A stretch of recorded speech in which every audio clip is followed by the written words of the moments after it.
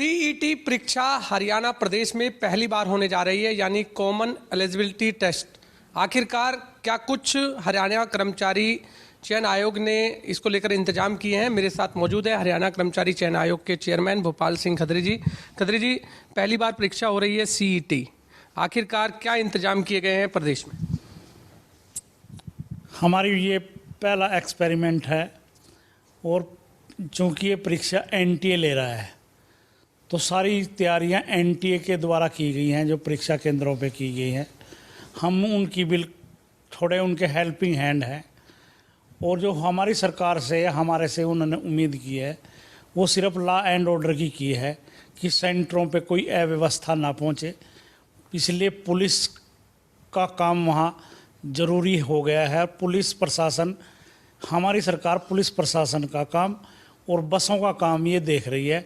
बाकी सारी व्यवस्थाएं उन्होंने अपनी की हुई है। यहाँ तक कि जो ऑब्जर्वर हैं, स्क्वाड है उनकी, वो भी उनके अपने कर्मचारी हैं, जो कोई आर्मी से रिटायर कर्नल, कैप्टन, इस तरह के लोग जो हैं उन्होंने इस व्यवस्था में लगाए हुए हैं एनटीए ने। जब तक सरकार ने जो बसों की सुविधा दी है परीक्षार्थियों को, तो ऐसे में बड़ी दिक्कत इस समय सामने आ रही है कि जहां पर कोई भी बस स्टैंड है वहां पर काफ़ी मारामारी हो रही है इस समय।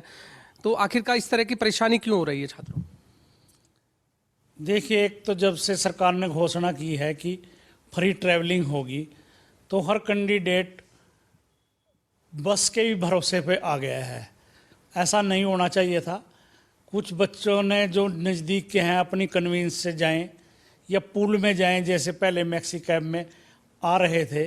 ये तो नेचुरली है कि 10 लाख लोग जब परीक्षा दे रहे होंगे तो इतनी बड़ी व्यवस्था सरकार के पास बसों की कहाँ से हो जाएगी। सरकार ज़्यादा ज़्यादा 2 या 3 हज़ार बसों की व्यवस्था कर सकती है। इसमें थोड़ा सा कम्युनिकेशन गैप हुआ है। जो सरकार ने या अधिकारियों ने बार बार बुकिंग शब्द का प्रयोग किया। शायद उन्होंने ये बुकिंग शब्द का प्रयोग इसलिए किया होगा कि हम उतनी व्यवस्था कर लेंगे, हमारे पास डाटा पहले आ जाएगा। पर ये बुकिंग शब्द का जो बच्चों ने इसको अर्थ गलत ले लिया। इसका अर्थ सिर्फ अगर बुकिंग करनी है तो ये सीट कन्फर्मेशन है कि मेरे को seat 14 number 25 number seat allot हो गई है। फ्री ट्रैवलिंग से उनको बिल्कुल भी कोई नहीं रोकेगा। यहाँ तक कि उनको सीट ना मिले, खड़े होकर जाना पड़े। अगर किसी के पास एनटीए का एडमिट कार्ड है, वो जाके वो जस्ट लाइक वो बस पास है, वो फ्री ट्रैवलिंग कर सकता है। बुकिंग का मतलब सिर्फ कंफर्मेशन से था और बच्चे आज या एक दिन पहले ही बस स्टैंडों पे पहुंच गए। ये थोड़ा सा एक कम्युनिकेशन गैप है। तो सर, ये अभ्यर्थियों को आखिरकार इस मुश्किल में किसने किया कि उनको पहले वहां पर जाकर काउंटर पे जाकर टिकट लेनी होगी? क्या टिकट का कोई प्रबंध था या केवल एडमिट कार्ड दिखाना था, उसके बाद उनको उनके परीक्षा केंद्र पर पहुंचाना? नहीं, ये जो था ये सिर्फ एडमिट कार्ड दिखा के फ्री ट्रैवलिंग वो कर सकता था। पर ये जो बार बार बुकिंग शब्द का प्रयोग आया है ना, इसका थोड़े बच्चों ने अर्थ जो है वो अलग लगा लिया कि बुकिंग होगी तभी मैं फ्री ट्रैवलिंग कर पाऊंगा। मगर ऐसा नहीं है। वहाँ बुकिंग की सेंस सिर्फ सीट कन्फर्मेशन से थी। सर, 5 और 6 तारीख को 2 दिन ये परीक्षा चलेगी। क्या पूरी तैयारियां आपकी तरफ से अब कर ली गई है? हालांकि छात्रों को जो परेशानियां हो रही हैं वो तो कुछ छात्र कह रहे हैं कि अब तो हम अपना टेस्ट जो है ये नहीं दे पाएंगे। हालांकि अभी भी वो असमंजस की स्थिति में है, लेकिन आपकी तरफ से पूरी तैयारियां? नहीं, हमारी तरफ से पूरी तैयारियां हैं। और बच्चे भी जो सीरियस बच्चे हैं, जिन्होंने तैयारी की है, वो सरकार की बसों की व्यवस्था के भरोसे है ही नहीं। वो पहले से भी पेपर देता आ रहा है। कोई अब की बार वो नई परीक्षा थोड़ी दे रहा है। इससे पहले भी 18 लाख 12 लाख, ये तो काउंट बल्कि उससे भी कम है। इससे ज़्यादा बड़े बड़े काउंट की परीक्षा बच्चों ने दी है और 300-300 किलोमीटर के दूर जाके दी है। यमुनानगर का बच्चा नारनौल, महेंद्रगढ़, फरीदाबाद में गया है। अब की बार तो हमने प्रयास किया है कि 100 किलोमीटर की रेडियस में जाए। कोई बच्चा चलो अगर 150 में चला ही गया है तो उसकी कोई, या तो उसने एड्रेस गलत लिखा है या किसी हैंडीकैप्ट ने हैंडीकैप्ट के कॉलम में यस नहीं किया है, तो वो सिस्टम ने उठा लिया 150 किलोमीटर के। पर ऐसी नहीं है। मैक्सिमम बच्चे जो 80% बच्चे हैं जो हमारे पास डाटा आया है वो 100 किलोमीटर के रेडियस में हैं। मैं आपके माध्यम से सभी ऐसे प्रतिभागी जो परीक्षा देने जा रहे हैं उनसे मेरा अनुरोध है कि वो धैर्य और संयम बनाए रखें। हावल तावल में ऐसा कोई इंजर्ड हो गया, कुछ हो गया, बच्चे इस तरह के ना आए। अभी भी टाइम है, वो पूल करके जा सकते हैं। मैं वैसे सुझाव नहीं देता, अगर उसका 60 या 50 किलोमीटर के उस पे है तो अपनी बाइक पे जा सकता है सावधानी से। 2 कैंडिडेट बैठ के जा सकते हैं, बिल्कुल हेलमेट पहन के जाएं, सावधानी से जाएं। ये जो बेचैनी की स्थिति है, प्लीज़ ये बेचैनी की स्थिति छोड़ें और धैर्य और संयम बरतें। और अभी टाइम है, अभी सारी रात है उनके पास, कोई ना कोई दूसरी व्यवस्था कर लें अगर बस नहीं मिल रहे हैं। लंबी लाइनें हैं इस समय, कतार बड़ी लंबी है। हाँ, वो बुकिंग शब्द जो सब बार बार यूज हो रहा था, शायद उसका ये परिणाम है कि लंबी कतारें हैं और बच्चों को ये आ गया कि जिसकी बुकिंग होगी वही फ्री ट्रैवलिंग कर सकेगा। ऐसा नहीं है। अच्छा सर, सीईटी परीक्षा पहली बार तो हो रही है प्रदेश में, लेकिन इसके लिए जो भी अभ्यर्थी एग्जाम दे रहे हैं उनके लिए कितने तरह के विकल्प जो है खुले हुए हैं? क्योंकि पहले भी परीक्षाएं होती रही, लेकिन इस बार कॉमन एलिजिबिलिटी टेस्ट जो आपने अलग से एक लाए हैं, तो इससे क्या विकल्प आगे के लिए खुले? विकल्प इसके लिए ये हो जाएगा कि हमारे पास शॉर्ट लिस्टेड लोग आ जाएंगे। जैसे हमने पिछले दिनों आप लोगों ने भी देखा होगा, कोई भी परीक्षा होती थी उस तो काउंट लाखों में होता था। तो हमने डी क्लास का एग्ज़ाम लिया तो उसमें 18 लाख लोगों ने परीक्षा दी। तो अब की बार जब सीईटी लागू हो जाएगा, कॉमन एलिजिबिलिटी टेस्ट, जो क्वालिफाई करेंगे बच्चे इस टेस्ट को, सिर्फ वो ही फर्दर जो अगला टेस्ट विभागीय टेस्ट होगा जिसको हम स्क्रीनिंग टेस्ट कहते हैं, वो देने के लिए आएगा। और ये कि काउंट बहुत लिमिटेड काउंट हो जाएगा। अच्छा सर, ये हो रहा है कि सीईटी लाने की ज़रूरत क्यों पड़ी, क्या लगता है?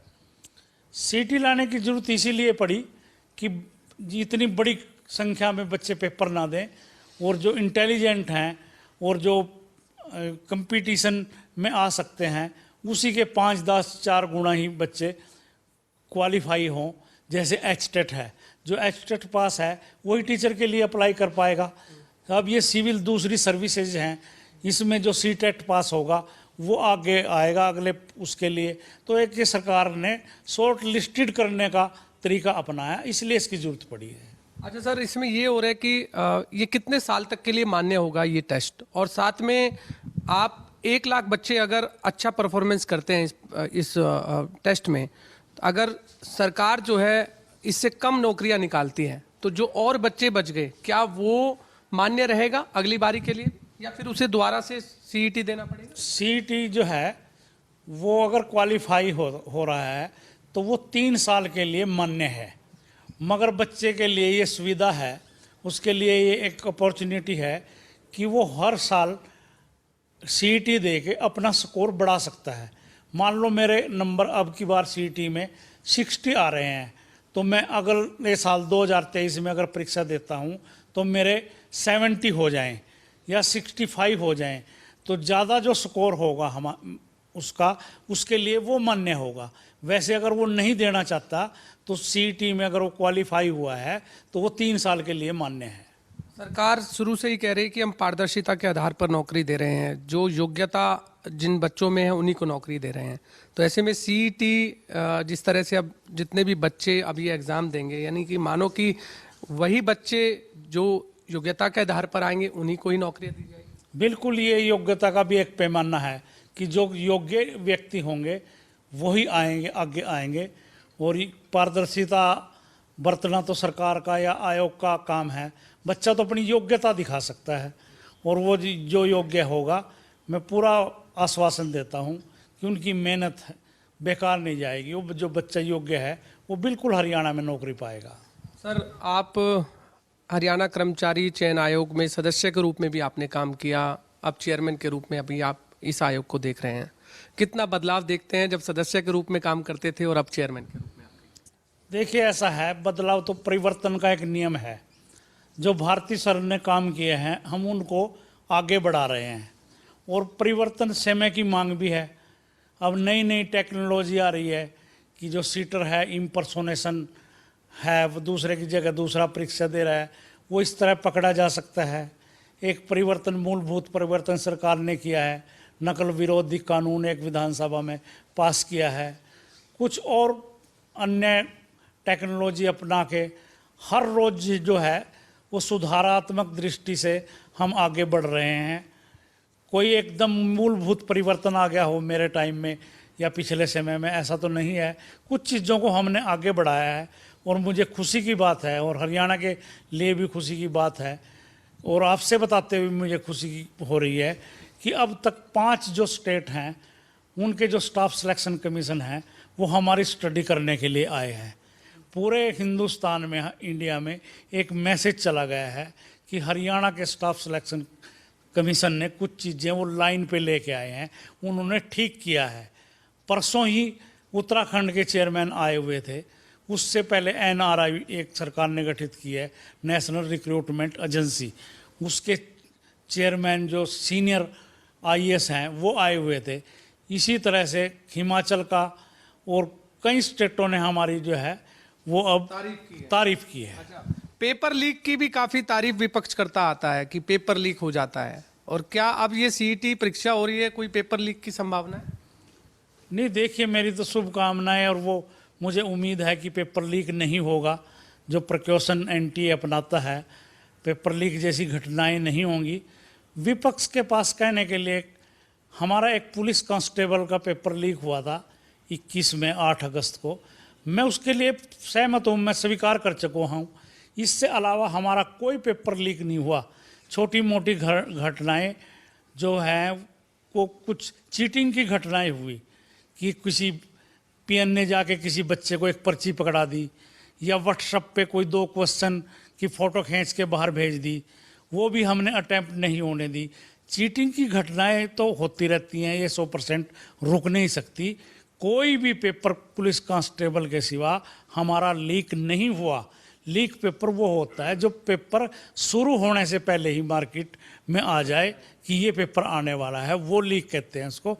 बाकी घटनाओं को हम चीटिंग की घटनाएं कहते हैं, वो होती रहती हैं। अच्छा सर, अभी भी अभ्यर्थी जो ये सोच रहे हो कि हम नकल कर लेंगे, क्योंकि जिनको आदत होती है वो अपना काम पूरा भी करने के लिए प्रयास रहते हैं, तो उन अभ्यर्थियों को क्या आप कहना चाहेंगे खबरें अभी तक? बिल्कुल नकल 1% भी नहीं होगी, क्योंकि नकल के रोकने के कई उपाय हैं। पहले परीक्षा में एक सेट होता था, अगर वो कहीं किसी प्रिंटर से ही लीक हो गया या ट्रांसपोर्टेशन में हो गया या किसी स्कूल से हो गया तो वो लीक हो जाता था। मगर अब NTA भी और हम भी मल्टी सेट रखते हैं। हमारे पास ऑप्शन है, अगर कोई एक पेपर लीक हो गया तो हम दूसरा सेट खोल देंगे, साथ साथ वो वापस ले लेंगे कि दूसरी परीक्षा दो आप। तो ये तो है नहीं कि जितने 3 सेट रखे हुए हैं और 3 सेट भी वो अलग अलग एजेंसियों से प्रिंट होके आए हैं, तो ये तो है नहीं कि सारे लीक हो जाएंगे। कोई अगर लीक हुआ तो उसको रिप्लेस कर देंगे। तो नकल की घटनाएं जो हैं वो अब आगे होने वाली नहीं हैं। जो भी अभ्यर्थी परीक्षा देने आएंगे, उन्हें जब सेंटर पर वो पहुंचेंगे, किस तरीके की उनकी चेकिंग होगी, क्या कुछ सुविधाएं वहां पर रहेंगी? सारी परीक्षाओं में हम पहले से ही गेट पे जाते ही उसका आइडेंटिटी कार्ड है वो चेक करते हैं, उसका एडमिट कार्ड चेक करते हैं, उसके बाद फ्रिक्सिंग होती है, उसके बाद उसकी फ़ोटोग्राफी होती है और फोटोग्राफी के बाद वीडियोग्राफी होती है। जब वो परीक्षा हॉल में बैठता है, वहाँ CCTV कैमरे लगे हुए हैं, वहाँ पे उनकी बायोमेट्रिक होती है, थंब इम्प्रेशन। और अब की बार तो टेक्नोलॉजी को एक कदम आगे बढ़ते हुए आइरिस आइडेंटिफिकेशन है, जो फेस रिकॉग्नाइजेशन जिसको हम बोलते हैं। और ये आइरिस की जो आइडेंटिफिकेशन है ये इतनी कारगर है, ये आधार कार्ड से लिंक है।